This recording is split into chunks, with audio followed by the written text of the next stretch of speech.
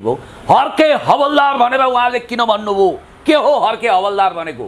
यो हर्क साम्पाङकै ठाउँमा लगेर फेरि त्यहाँ गोरु काट्नुपर्ने, त्यसलाई पुरै विज्ञापन गर्नुपर्ने कारण के थियो? यसमा मैले अलिकति रोकेर मैले हिंसाको वकालत गर्दै नगरौँ। यो तपोभूमि, देवभूमि, ऋषिभूमि, बुद्धभूमि हो। त्यसकारण अर्को कुरो तपाईँलाई भन्छु, असली हिन्दुस्तान त नेपाल है भाइयों और बहनों भनेर पृथ्वीनारायण शाहले भन्दै नभनेको कुरा दिव्य उपदेशमा छपाएका छन् र त्यही आधारमा यो देश कब्जा गर्ने ग्रान्ड पोलिटिकल मिसन लिम्बू मुर्दाबाद भन्दै देशभक्तहरूको दोलो काट्दै हर्क साम्पाङजीको अफिस घेर्दै त्यसपछि त्यहाँ अब अलरेडी एमएनओ लगायतको समुदाय डाँडा पाखामा खोडा खुकुरी तरबारसहित प्रतिरक्षाको लागि बसेको रहेछ र त्यसले 81 जाइ लाग्दै त्यसपछि टिकापुर भन्दा पनि खतरनाक रगतको खोलो बगाएर रक्तरञ्जित धरान बनाउने योगी र मोदीले व्यवस्थापन गरेको कुनै एटम बम थियो? धरान र खरानी बनाउन त एटम बम चाहियो, न्युक्लियर वेपन्स चाहियो के उहाँहरूसँग इन्टरकन्टिनेन्टल ब्यालिस्टिक क्षेप्यास्त्र थियो? अहङ्कारी अभिव्यक्ति दिनेहरू कदापि वैदिक सनातनी भगवानका भक्त हुन सक्दैनन्। 1 मिनेटमा धरान ध्वस्त पारिदिन्छु भनेको के? म उहाँहरूलाई सोध्न 100 किलोमिटरबाट पाइप बिछ्याएर मिराकल चमत्कारिक ढङ्गले पानी खुवाउने महान मानवतावादी सबै धर्मलाई समभावको दृष्टिकोणले हेर्ने एक असली धार्मिक सहिष्णु र असली समावेशी चरित्रको महान मेयर हर्क साम्पाङ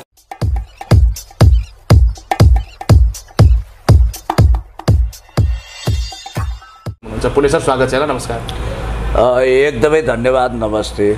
धरानको परिदृश्यलाई कसरी निहाल्नु भएको छ सर? त्यहाँ त फेरि द्वन्द्व हुने अवस्था आयो। गत 9 गते भएको द्वन्द्वलाई सरकारको संयमताले केही हदसम्म टरेको जस्तो देखियो, तर पछिल्लो समय सामाजिक सञ्जालमा देखिएको उच्छृङ्खलपनले चाहिँ पुनः द्वन्द्व पहिलेको भन्दा अझ हिंसक हुन सक्ने सम्भावना देखिँदैछ। कस्तो लाग्दैछ हजुरलाई? पूर्वको अति सुन्दर नगरी जहाँ अत्यन्तै दयालु, शान्त, सुन्दर मन भएका आदरणीय देशभक्त दाजुभाइ दिदीबहिनी, विशेष गरी महान राई लिम्बू समुदायको बाहुल्यता भएको एक सुन्दर नगरी धरान, जसले बुद्धको शान्तिको सन्देशलाई संसारभरि फिजाएको छ। लडाकुहरूको सहर पनि हो। आइलाग्ने माथि जाइ लाग्छौँ, तर हामी कसैलाई पनि अट्याक गर्दैनौँ।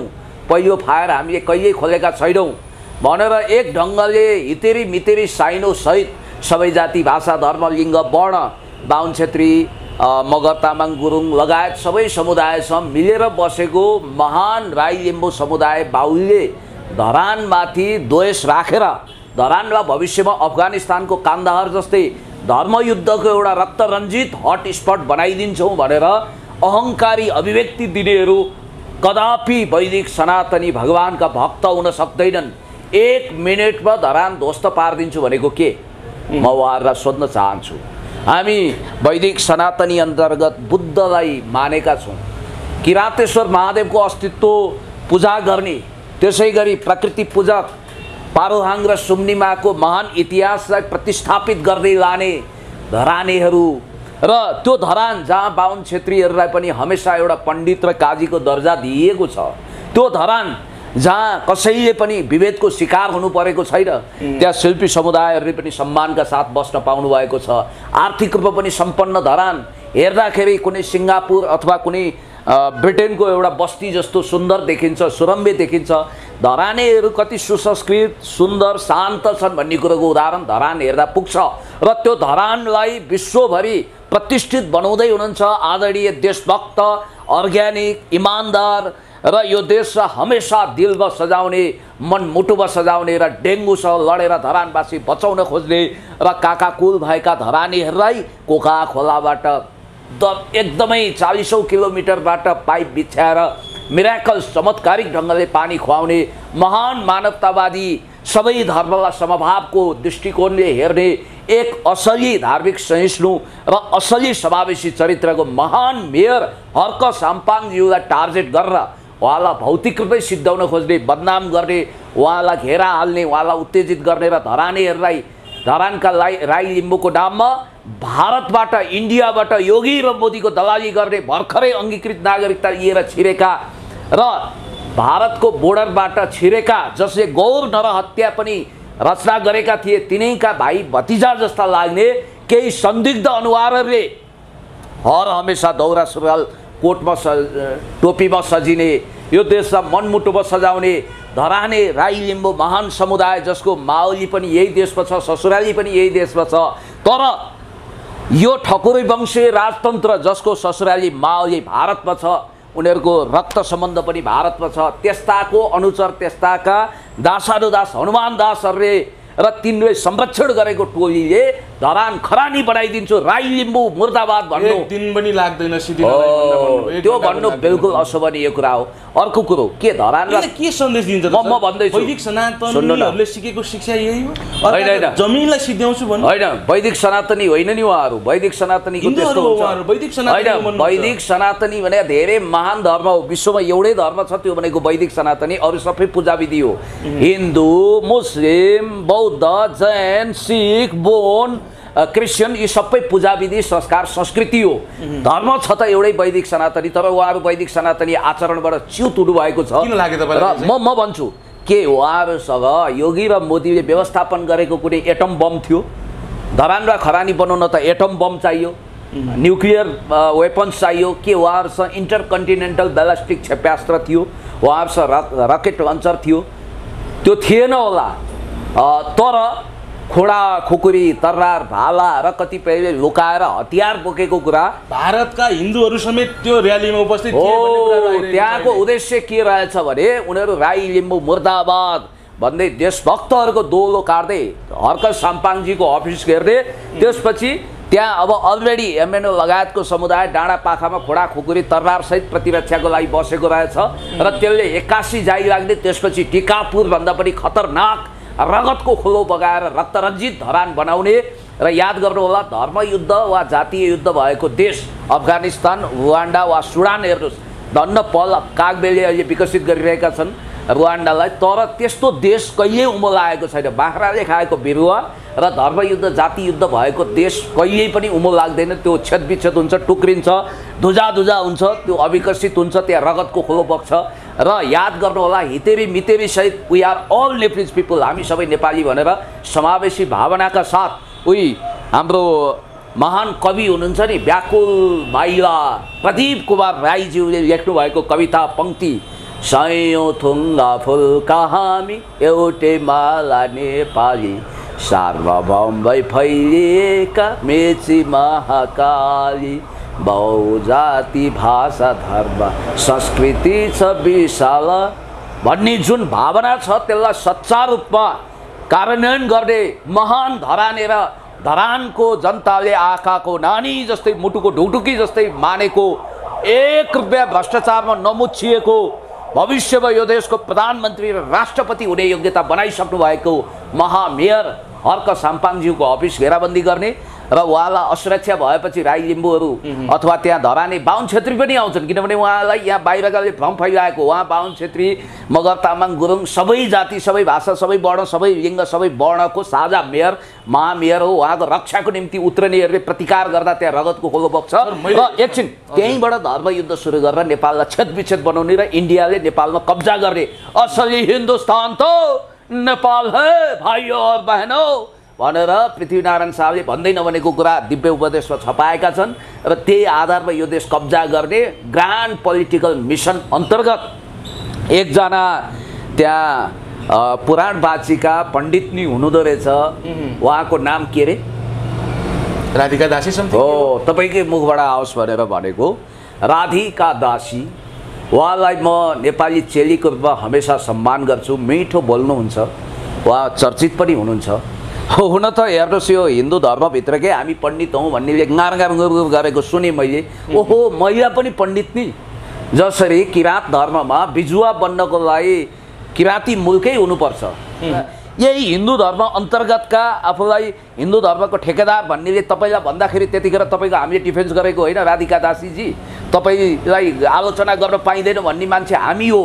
त्यसकारण आज तपाईँले जे भन्नुभयो हाम्रो मन दुखेको छ।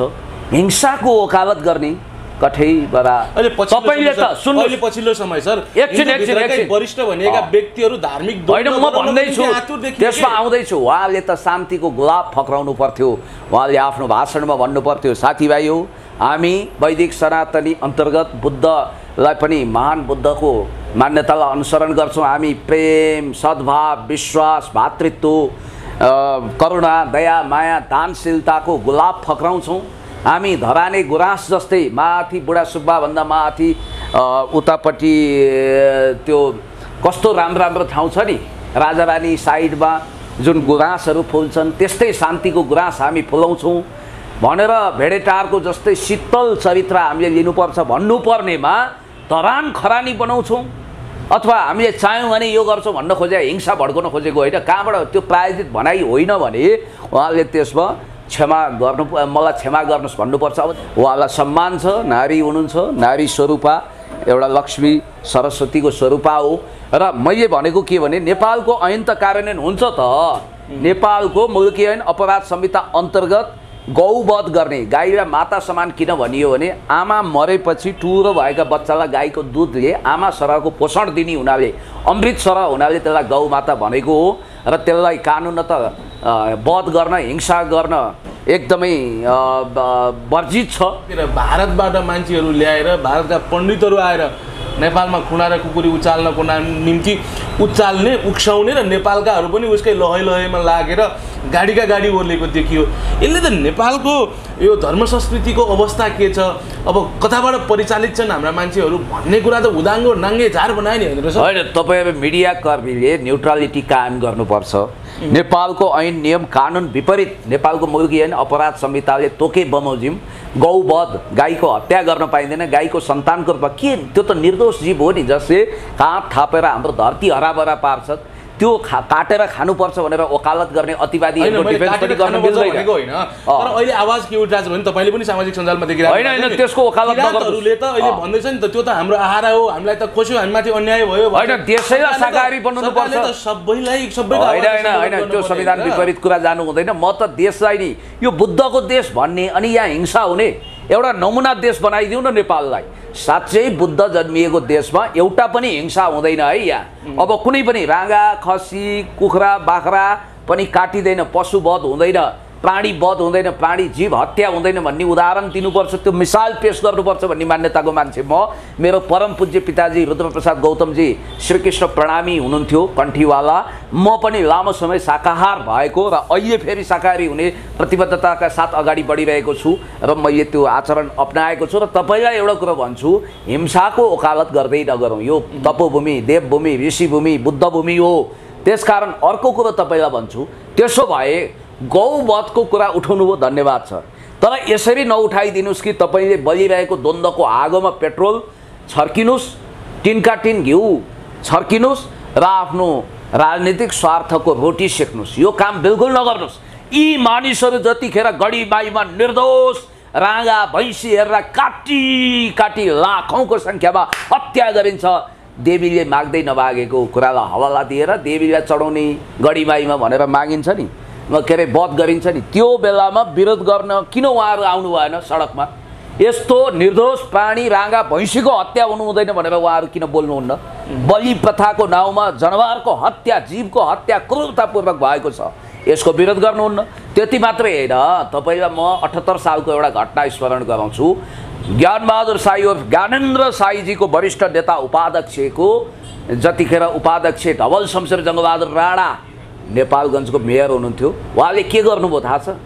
कान्जी हाउस सञ्चालन गर्नुभएको थियो। उहाँको नेतृत्वमा 8 वटा ट्रकमा लादेर, गाडीमा लादेर निर्दोष बुढो खाडो गाईलाई लगेर सुर्खेतको भिरबाट गुल्टाइयो। अदालतले त्यही भन्यो, त्यहाँ नियोजित रूपमा मारिएको, गौवध भएको, हत्या भएको हो भने उहाँहरू एकजना नेताले हो, उहाँहरू चाहिँ दुर्घटना आदि इत्यादि भन्नुहुन्छ। तर त्यो घटनामा 48 देखि 50 वटा गाई अन द स्पट ठहरै भयो।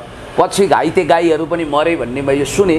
त्यसमा 2-4 जना सुरक्षाकर्मीको जागिर गयो, कोही सस्पेन्ड भए, ट्रक चालकलाई कारबाही गरियो। तर धवल शमशेर जङ्गबहादुर राणाको रौँ पनि हल्लिएन, किनभने उहाँ त ठकुरी वंशको, उहाँको उच्च कुलको, यहाँ ठकुरी जातिको एकल वंशवाद स्थापना गर्ने र बाहुनलाई अनि सल्लाहकार बनाउने अनि क्षेत्रीलाई चाकडीबाज उनीहरूको अर्दली बनाउने जो षड्यन्त्र चलेको छ, खबरदार यस्तो खेलोमेलो हुनु हुँदैन, किनभने हामी समाजवादी गणतन्त्रमा विश्वास गर्छौँ। र धवल शमशेर जङ्गबहादुर राणा यदि धवल राई हुन्थे भने नि, धवल गुरुङ हुन्थे, धवल मगर हुन्थे भने उनलाई कराप जाप बनाइदिन्थ्यो। उनी राणा नभएर राणा हुन्थे भने खेल खत्तम हुन्थ्यो। ज्ञानबहादुर साई उर्फ ज्ञानेन्द्र साईले एउटा धीरेन्द्र शास्त्री बागेश्वर धाम सरकार भन्नेले भारतको अभिन्न हिस्सा हो नेपाल भन्दा यो कुरा संसदमा किन उठाउन सक्नु भएन?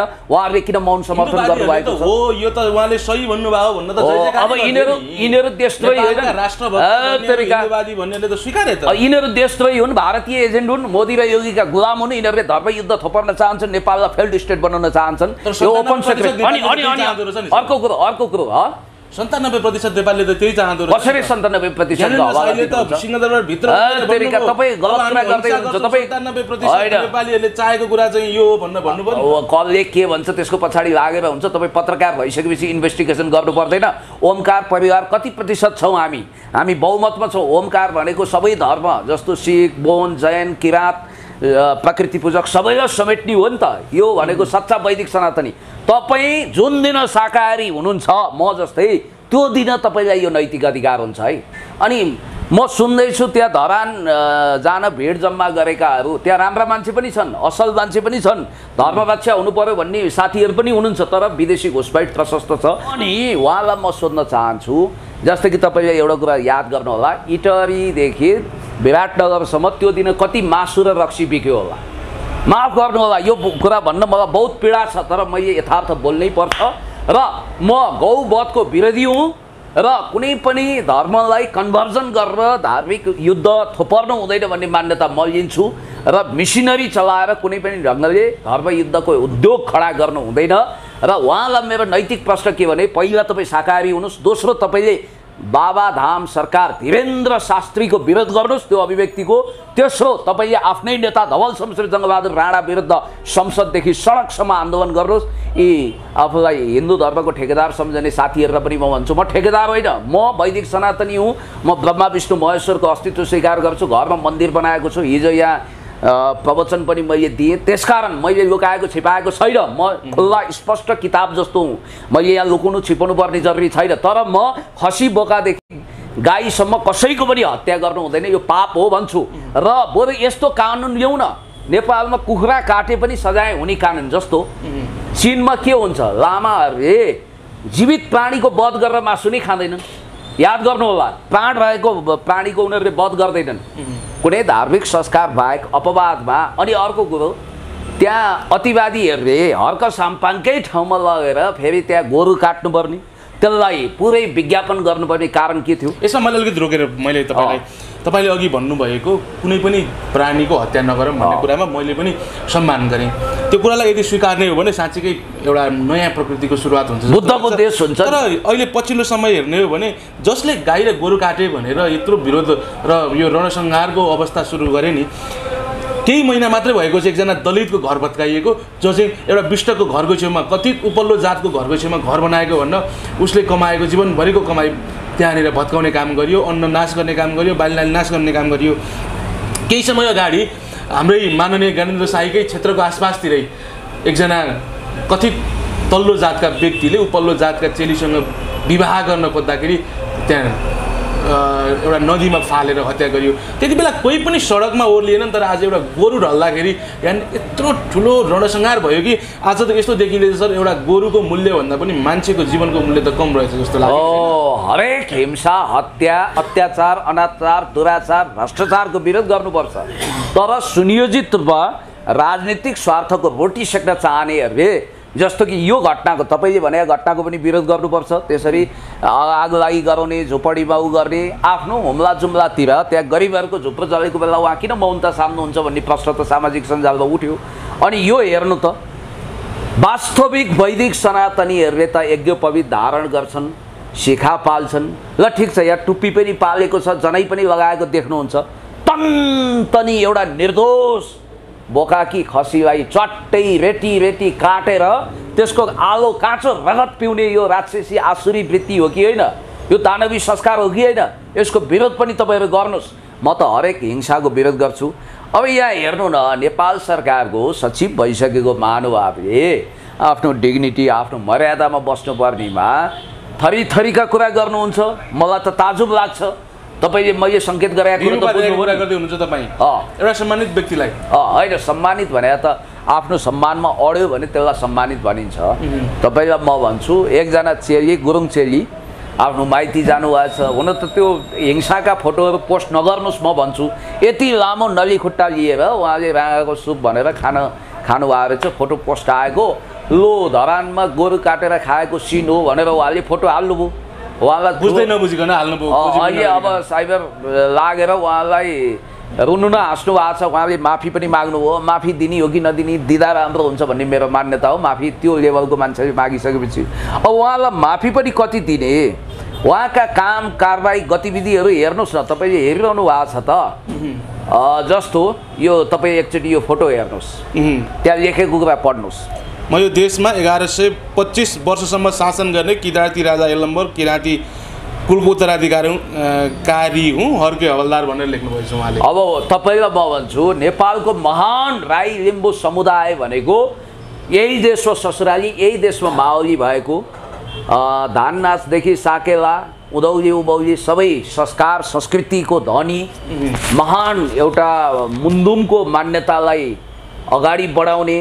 र मलाई त लारुममा जाँदा कति दिव्य शान्ति प्राप्त हुन्छ तपाईँलाई थाहा छ। र मैले चन्द्रकुमार शर्माज्यूलाई भेटेको थिएँ। उहाँको दिव्य उपदेश, उहाँका बाणी अमर बाणीहरू अहिले पनि मलाई याद छ। आत्मानन्द लिङ्गदेनले प्राण प्रतिष्ठा गरेको त्यस्तो राम्रो उद्भट एउटा उर्वर आध्यात्मिक केन्द्र हो धरान, जहाँ बुढा सुब्बा छ, गोपाल मन्दिर छ, अरू छ। र हर्क साम्पाङजीलाई बदनाम गर्न यिनीहरूले कुनै पनि कोसिस बाँकी राखेनन्। उहाँ भनेको वास्तविक रूपमा मानवतावादी हो, मानव सेवा गर्नुभएको छ। र उहाँभन्दा ठुलो वैदिक सनातनी मैया अरू देखेको छैन, प्रकृति पूजक हो। हुन त हेर्नुहोस्, यस्तो फोटो बनाइदिँदा हर्कजी आफैले पनि सेयर गर्नुभएको रहेछ होइन फोटो। मलाई त रमाइलो लाग्यो भन्नु। रमाइलो लाग्यो होइन, यो त अब पूर्व राजा ज्ञानेन्द्रको अथवा वीरेन्द्रको शिरमा रहेको श्रीपेच उहाँलाई लगाइदिएको थिएँ। हुन त मलाई पनि लगाएर फोटो पोस्ट गरेका थिएँ एकचोटि। अब उहाँले एउटा व्यङ्ग्यात्मक स्ट्याटस राख्नु भएको थियो, म गणतन्त्रवादी हुँ, तर तिमीहरूलाई राजा चाहिने नै हो भने, नभई नहुने हो भने ठकुरी वंश किन, जसको रगतमा भारतीयहरूको विरासत मिसिएको छ, जसको माओली वा ससुराली इन्डिया छ, त्योभन्दा यही देशको भूमिपुत्र धरतीपुत्र मलाई यो देशमा 1125 वर्षदेखि शासन गर्ने किराँती राजा यलम्बर किराँत कुलको म उत्तराधिकारी हुँ भनेर उहाँले घोषणा गर्नुभयो। उहाँको तर्कमा अलिकति दम थियो नि त होइन। जबकि उहाँले यो व्यङ्ग्यपूर्वक एउटा सेन्स अफ ह्युमर पनि क्रिएट गर्यो। त्यसरी भनेको ठ्याक्कै फोटोसपबाट के गरेर फोटो जोडेर ट्याक्क हर्कजीलाई, हाम्रो आदरणीय मेयर साहबलाई राजा बनाइदिएछन् होइन, किराँतेश्वर राजा।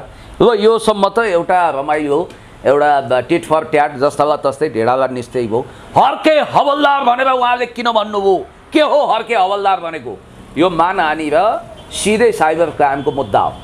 यदि कसैले आँट्यो भने हवलदार हो वा पढ लेखेको मान्छे, उहाँको योग्यताले यदि सरकारी सेवा जोइन गर्नुहुन्थ्यो भने उहाँ अधिकृत हुनुहुन्थ्यो, पुलिसमा जानुहुन्थ्यो भने इन्सपेक्टर हुनुहुन्थ्यो, र यता सेनामा जानुहुन्थ्यो भने सिधै सेकेन्ड लेफ्टिनेन्टबाट फाइट गर्ने ब्याचलर उहाँले गर्नुभएको छ होइन। भोलि मास्टर्स पनि पढ्न सक्नुहुन्छ, उहाँको कुरा हो।